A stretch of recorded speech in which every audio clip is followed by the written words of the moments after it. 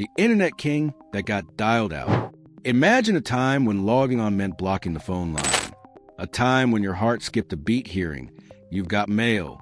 That wasn't just nostalgia, that was AOL.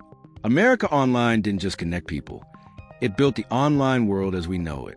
And then it lost everything. Act 1. The birth of a digital giant. Founded in 1985 as Quantum Computer Services, the company rebranded to AOL in 1991. Its mission? Bring the internet to everyday people, not just tech geeks. And they did it with style. Instead of just offering access, AOL created an entire experience. Email, instant messaging, chat rooms, news, games, forums, shopping. They packaged the internet into a warm, friendly bubble that felt like home. By the mid-90s, AOL was a hashtag one online service in the U.S. At one point, they were signing up a new user every 6 seconds. That's how powerful their grip was. Act 2, the marketing machine. But it wasn't just what AOL built. It was how they sold it. You remember the CDs, right? In cereal boxes, magazines, mailboxes, airports. They mailed out over 1 billion free trial discs. So many that at one point, half of the world's CD production was for AOL. They made it effortless. Install the CD, pick your screen name, connect through dial-up, boom, you're online. This is a company that introduced a generation to the internet and made it feel like a private club. Act 3, the cultural takeover. AOL became the center of the digital universe. People spent hours in chat rooms. Teens flirted on AOL Instant Messenger. Families sent their first emails. Even pop culture caught on. You Got Mail wasn't just a movie, it was a cultural anthem. By 2000, AOL was worth over $200 billion, bigger than Disney, Amazon, and Google at the time. It was the internet. Act 4, the turning point. But the seeds of downfall were already planted.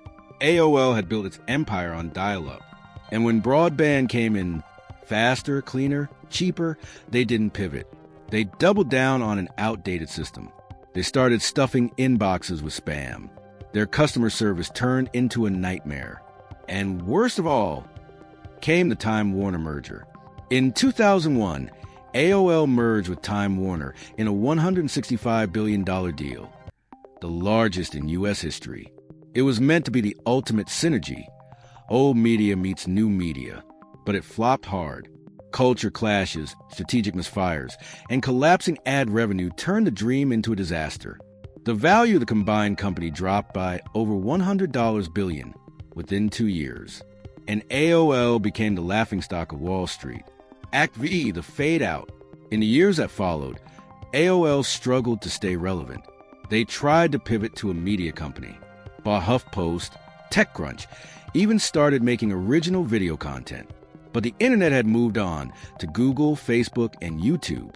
By 2006, AOL was losing users rapidly. By 2013, AOL's brand was a shell of what it once was. And in 2015, Verizon bought AOL for just $4.4 billion, a fraction of its former value. In 2021, even Verizon gave up and sold it again. What once was a king of online became a forgotten kingdom. Legacy. But let's be clear, AOL didn't just shape the early internet. It shaped us. It gave people their first usernames. It made instant messaging a thing. It showed the world how powerful and addictive being online could be. It was a blueprint for MySpace, Facebook, and the entire social web. Closing reflection. AOL's fall wasn't just about speed. It was about failing to change. In tech, it doesn't matter how loved you were yesterday. If you can't evolve today, you're done tomorrow. AOL taught the world to log on, but in the end, it never learned how to log into the future.